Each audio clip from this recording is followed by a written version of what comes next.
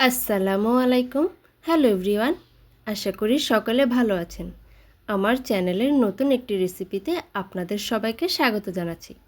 আজকে আমি আপনাদেরকে করে দেখাবো চিংড়ি মাছের ভুনা রেসিপি, একদম ঘরোয়া উপায়ে। চিংড়ি মাছটা আমরা অনেকে অনেকভাবেই রান্না করে থাকি, তবে আজকে আমি খুব কম মশলায় একদম ঘরোয়া উপায়ে চিংড়ি মাছটা ভুনা করে দেখাবো। এই চিংড়ি মাছ ভুনাটা দিয়ে অনায়াসে 2 প্লেট ভাত খেয়ে নেওয়া যায়। আপনারাও এই রেসিপিটি ট্রাই করে দেখবেন। এইভাবে চিংড়ি মাছ ভুনা করতে খুবই কম মশলার প্রয়োজন হয়। তাতে করে চিংড়ি মাছের নিজস্ব যে একটা টেস্ট আছে সেটা অটুট থাকে। আপনারাও এই রেসিপিটি অবশ্যই ট্রাই করে দেখবেন। তো চলুন রেসিপিটি দেখে নেওয়া যাক কিভাবে খুব সহজে ঘরোয়া মশলায় চিংড়ি মাছ ভুনা করবেন সেই রেসিপিটি করে দেখাচ্ছি।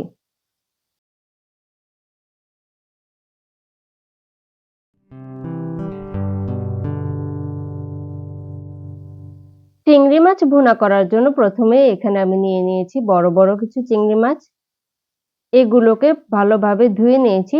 এগুলোকে আমি আবার কেটে তারপরে আরো একবার ধুয়ে নেব। দেখতে পাচ্ছেন আমার আজকে চিংড়ি মাছগুলা কতটা ফ্রেশ। চেষ্টা করবেন ফ্রেশ চিংড়ি মাছ রান্না করার জন্য, তাহলে দেখবেন এর স্বাদ ও গন্ধ অটুট থাকবে। প্রাথমিক পর্যায়ে ধুয়ে নেবার পর এবার আমি চিংড়ি মাছগুলোকে কেটে নেব। চলুন আপনাদেরকেও দেখিয়ে দিচ্ছি কিভাবে এই চিংড়ি মাছগুলোকে কাটবেন।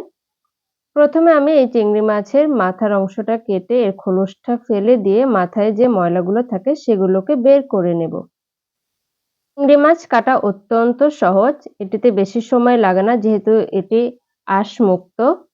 তবে চিংড়ি মাছের ভিতরে একটি ভেন রয়েছে, অবশ্যই সেই ভেনটি বের করে নিতে হবে। একই প্রসেসে আমি সবগুলো চিংড়ি মাছ কেটে নিচ্ছি এবং আপনাদেরকে দেখিয়ে দিচ্ছি কিভাবে চিংড়ি মাছগুলোকে কাটবেন। প্রথমে মাথার অংশটা কেটে তার থেকে খোলসটা বের করে মাথার ময়লাগুলোকে ফেলে দিতে হবে। এরপরে চিংড়ি মাছের যে বাড়তি কাঁটাগুলো আছে সেগুলোকে ফেলে দিতে হবে এবং চিংড়ি মাছের ভিতরে একটা ভেন রয়েছে সেটিকেও বের করে ফেলতে হবে।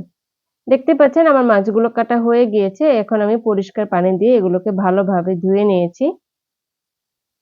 মাছগুলো কাটার পর ঠিক এরকম সাইজ হয়েছে আমার প্রতিটা মাছ। এখন আমি এই মাছগুলোকে সামান্য পরিমাণে হলুদ, মরিচ ও লবণ মিশিয়ে কিছুক্ষণের জন্য রেস্টে রেখে দেব। দেখতেই পাচ্ছেন আমি সামান্য মশলা মেখে 10 মিনিটের মতো রেস্টে চিংড়ি মাছগুলোকে রেখে দিয়েছি। এখানে আমি বড় চিংড়ি মাছের যে পা গুলো রয়েছে সেগুলোকেও কেটে নিয়েছি।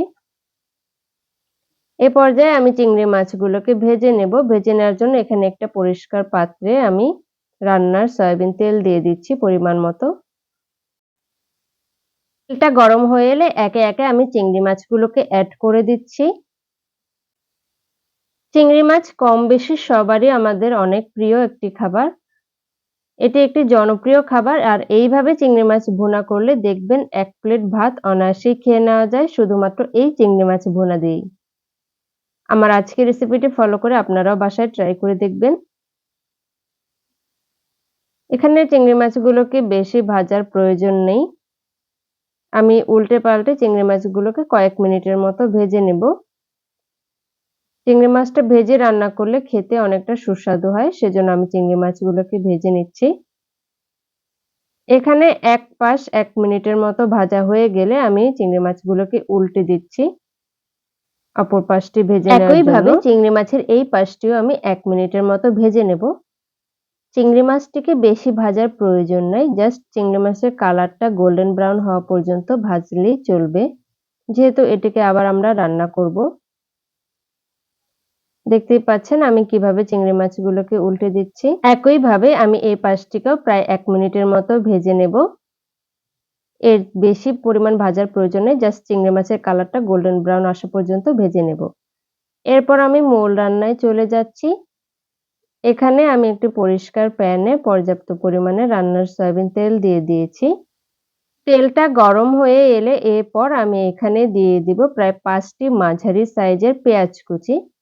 পেঁয়াজের পরিমাণটা যতটা বেশি হবে চিংড়ি মাছ ভুনাটা খেতে ততটাই মজার হবে।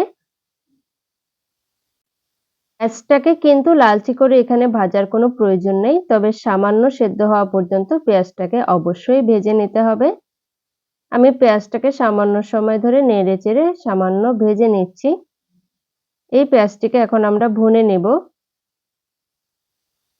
পেঁয়াজটা ভুনা করার জন্য এখানে আমি খুবই কম মসলা ব্যবহার করব আজকে। পেঁয়াজ ভাজা হয়ে গিয়েছে আমার প্রায়।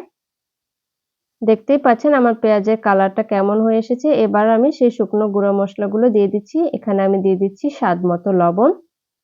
আপনারা আপনাদের স্বাদমতো লবণ দিয়ে দিবেন। এরপর আমি এখানে দিয়ে দিচ্ছি 1/2 চা চামচের মতো হলুদ গুঁড়ো এবং 1/2 চা চামচের মতো মরিচের গুঁড়ো। ব্যাস, আর কোনো মসলার প্রয়োজন নেই আমাদের আজকের চিংড়ি মাছটা ভুনা করার জন্য। মসলাটাকে ভালোভাবে নেড়েচেড়ে আমি অল্প পরিমাণে পানি দিয়ে দিচ্ছি যাতে মসলাটা প্যানের গায়ে লেগে না যায় বা পুড়ে না যায়। প্রায় 5 থেকে 7 মিনিটের মতো নেড়েচেড়ে আমি এই পেঁয়াজটিকে মসলার সাথে ভালোভাবে ভুনে নেব। এটাই হচ্ছে এই চিংড়ি মাছ রান্নার মূল মসলা। আর কোনো মসলা ব্যবহার করা লাগবে না। তারপরেও এটি খেতে কিন্তু দারুণ হয়। এই পর্যায়ে পেঁয়াজ ও মসলাগুলো ভুনা হয়ে গেলে আমি এখানে দিয়ে দিব সেই তেলে ভেজে রাখা চিংড়ি মাছগুলো। আপনারা কিন্তু লক্ষ্য করেছেন এখানে আমি জিরা, ধনিয়া বা কোনো ধরনের গরম মসলা ব্যবহার করিনি। এতে করে কি হবে চিংড়ি মাছের যে নিজস্ব একটা টেস্ট আছে সেই টেস্টটা অটুট থাকবে। এখানে আমি চিংড়ি মাছের যে পা গুলো নিয়েছিলাম সেগুলোকেও ভেজে রেখেছিলাম সেগুলোকেও এখন এড করে দিচ্ছি। সবকিছু ভালোভাবে এড করার পর আমি মসলাটাকে ভালোভাবে চিংড়ি মাছের সাথে মেখে নেব। এর পর্যায়ে আমি এখানে দিয়ে দেব 1 কাপ পরিমাণ পানি। আজকে আমি এই রান্নাটা করতে বেশি পানি ব্যবহার করব না যেহেতু আমি এটাকে ভুনা রাখতে চাচ্ছি। আপনারা কি পরিমাণ ঘনত্ব খেতে চান সেই অনুযায়ী পানি এড করে দিবেন। আমি আজকে এখানে মাখো রাখবো চিংড়ি মাছটা সেজন্য খুব কম পানি ব্যবহার করেছি। এখন আমার এই চিংড়ি মাছটা ভুনা হতে বেশিক্ষণ সময় লাগবে না। প্রায় 5 থেকে 7 মিনিটের মধ্যে চিংড়ি মাছটা রান্না হয়ে যাবে যেহেতু চিংড়ি মাছটা আগে থেকে ভেজে রাখা হয়েছে। দেখতেই পাচ্ছেন 5 থেকে 7 মিনিটের পর আমার চিংড়ি মাছটা রান্না হয়ে গিয়েছে। এখন আমি ধনেপাতা দিয়ে চিংড়ি মাছটাকে তুলে নিচ্ছি। এখন আমি একটা ডিশে চিংড়ি মাছটাকে এভাবে সার্ভ করে দিচ্ছি। কতটা সুন্দর হয়েছে আজকের চিংড়ি মাছ ভুনাটা নিশ্চয়ই এর কালারটা দেখে বুঝতে পারছেন এবং এটি খেতেও কিন্তু দুর্দান্ত হয়েছে। আপনারাও চাইলে বাসায় খুবই কম মসলায় এইভাবে ঝটপট চিংড়ি মাছ ভুনাটা তৈরি করে নিতে পারেন। তো কেমন লাগলো বন্ধুরা আমার আজকের রেসিপি? অবশ্যই কমেন্ট করে জানাবেন। রেসিপিটি ভালো লাগলে আমার চ্যানেলটিকে একটু সাবস্ক্রাইব করে দেবেন এবং ভিডিওটিতে একটা লাইক দিয়ে দিবেন। আমার পরবর্তী রেসিপি দেখার আমন্ত্রণ জানিয়ে এখানেই বিদায় নিচ্ছি। আল্লাহ হাফেজ।